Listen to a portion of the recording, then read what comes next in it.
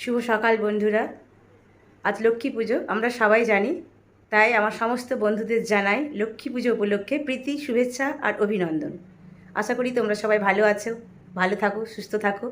তো আমার বাড়িতেও পুজো হবে, আর পুজো পাঠ মানে বুঝতেই পারছো কত কাজকর্ম থাকে, ধোয়া মাজা ঝাড়পোছ অনেক কিছুই থাকে।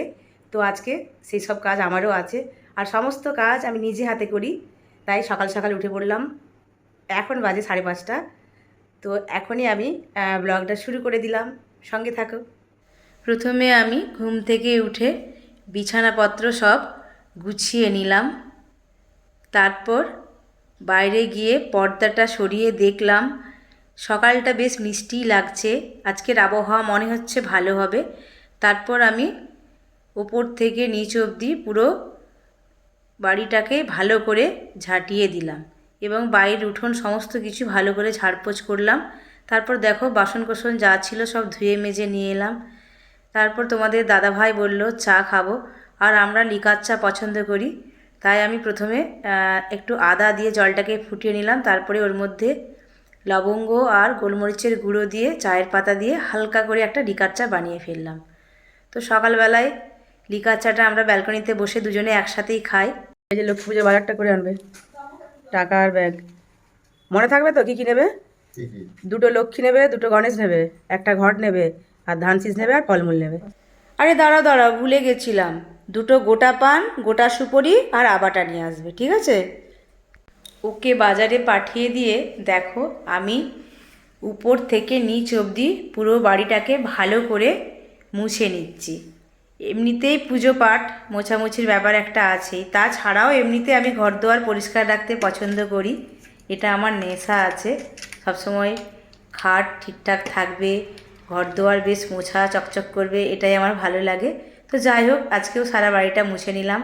তারপর স্নান টান করে আমি চলে গেলাম ঠাকুরের বাসনগুলো নিয়ে ধোয়াধুয়ি করতে। আমাদের নিয়ম আছে পুরনো ঠাকুরগুলোকে জলে দিয়ে দিতে হয়, আবার নতুন করে ঠাকুর এই বছর ওখানে মানে সিংহাসনে বসাতে হয়। সেই মতো আমি সমস্ত ঠাকুর পুজোর বাসনগুলো ধুয়ে নিলাম, আর তারপর আমি চলে গেলাম ফুল তুলতে। আমাদের বাড়ির পেছন দিকে একটা জবা গাছ আছে, দেখো প্রত্যেকটা ডালে কত কুঁড়ি এসেছে। এই গাছটাতে প্রচুর পরিমাণে ফুল হয়, আমাদের বাড়ির সবাই এই ফুলগুলো দিয়েই পুজো করে। এ দেখো অনেকেই ফুল তুলে নিয়েছে, তো আমিও কিছু ফুল পেলাম। তারপর চলে গেলাম, আমাদের পুকুর পাড়ে একটা বেল গাছও আছে, দেখো একটা গোটা বেল নিতে গেলাম, কারণ ঘটের উপর পান সুপারি এবং একটা গোটা বেল দিতে হয়। সেই মতো আমি একটা বেল নাগাল পেয়ে গেছি, ওই দেখো হাত দিয়ে পেড়ে নিলাম।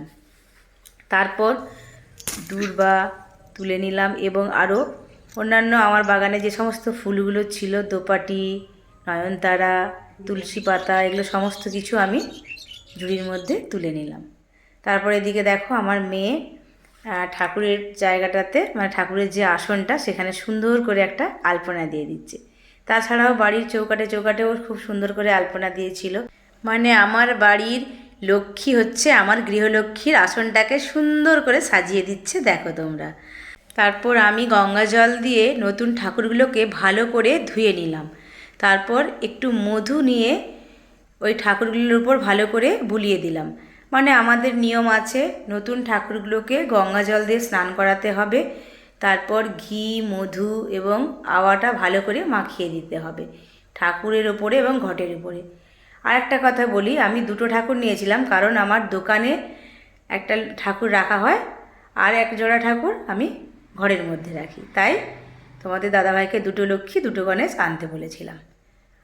যাই হোক, এবার আমি ওই ঘটের মধ্যে গঙ্গা জল দিয়ে ভরে দিলাম এবং লক্ষ্মী গণেশগুলোতে গঙ্গা জল ভরে দিলাম। তারপর একটু করে দেখো সিঁদুর লাগিয়ে দিচ্ছি, মানে আমি পুরো ঠাকুরের আসনটাকে সাজিয়ে দিচ্ছি। পুজো পাঠ হবে সন্ধেবেলা, এখানে দেখো ঘট বসাবো, তাই একটুখানি গঙ্গা মাটি এবং ধান দিয়ে ঘরটা বসিয়েও দিলাম। তারপর আমি নারকেলটা কুড়ে নিলাম।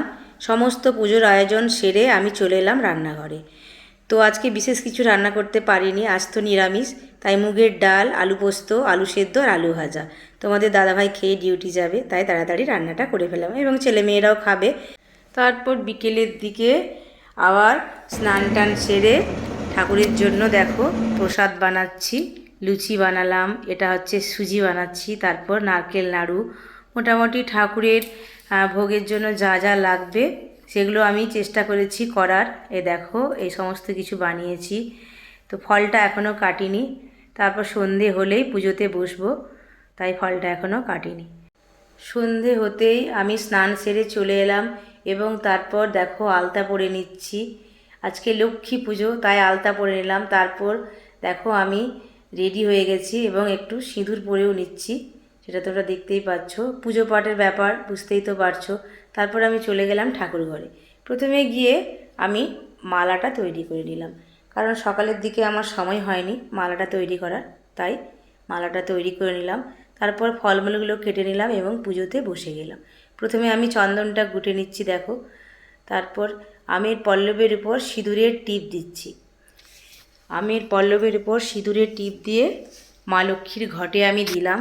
তারপর একটা গোটা পান আর গোটা সুপারি সিঁদুর দিয়ে মায়ের ঘটে দিলাম। তারপর যে বেলটা পেড়ে নিয়ে এসেছিলাম সেই বেলটাও ঘটের উপর দিয়ে দিলাম। তারপর আমি যতটুকু জানি সেইভাবেই মন্ত্রপাঠ মনে মনে করছিলাম এবং মায়ের পুজো শুরু করে দিলাম। তো ভুল ভ্রান্তি যাই হোক না কেন, মা যেন ক্ষমা করে দেয়। আমি ঠিকঠাক হয়তো অতটা জানি না, তো আমি আমার মতো করে মায়ের পুজো করছি। মা যেন আমার গৃহে গৃহলক্ষ্মী রূপে থাকে, মা যেন সবাইকে ভালো রাখে, এই বলেই আমি মায়ের কাছে প্রার্থনা করছি। তারপর দেখো পুজো পাঠের শেষে আমি মাকে একটু আরতিও করে নিলাম। তারপর মায়ের প্রাচালি পড়তে শুরু করলাম। নির্মল আকাশ, মৃদুমন্দ বইতেছে মলয় বাতাস। মলয় পর্বতে বসি লক্ষ্মী নারায়ণ, মনসুখে দুইজনে করে আলাপন। লজ্জাদি গুণ যত রমণীর আছে, ক্ষণিক সুরেশ লাগি বর্জন করেছে। স্বামীরে না মানে তারা না শুনে বচন, ইচ্ছা মতো হেথা তেথা করিছে ভ্রমণ। প্রতি গৃহে এইরূপে পাপেরও আগার, অচলা হইয়া সেতা থাকি কি প্রকার। কিরূপে পাইবে তারা তব পদ ছায়া, ওগো দয়াময়ী তুমি না করিলে দয়া। তো দয়াময়ী মায়ের কাছে আমার প্রার্থনা, মা যেন সবাইকে ভালো রাখে, সবাইকে শান্তিতে রাখে। তারপর আমি লক্ষ্মী প্রণাম করলাম। ওম বিশ্বরূপস্য ভার্যাসি, পদে পদ্মালয়ে শুভে, সর্বত্র পাহিমাং দেবী মহালক্ষ্মী নমস্ততে। মা গো, সবাইকে ভালো রাখো মা।